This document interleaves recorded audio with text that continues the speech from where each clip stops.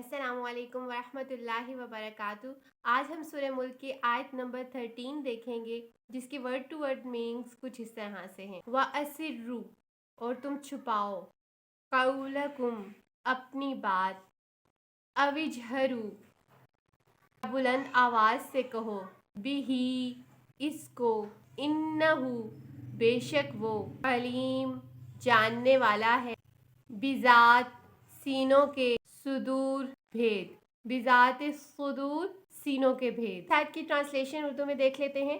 तुम अपनी बात को छुपाओ या इसे बुलंद आवाज से कहो, वो बेशक जानने वाला है दिलों के भेद को।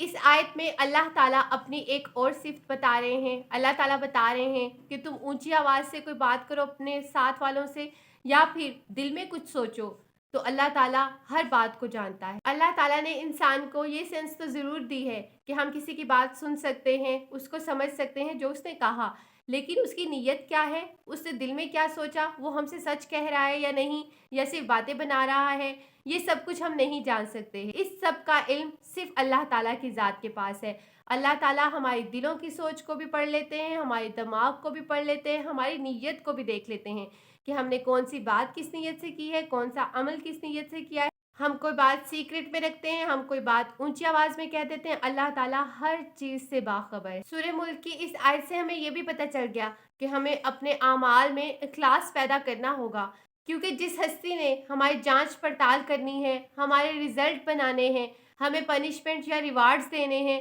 वो ज़ात, वो हस्ती ऐसी है जो हमारे दिलों के भेद भी जानती है।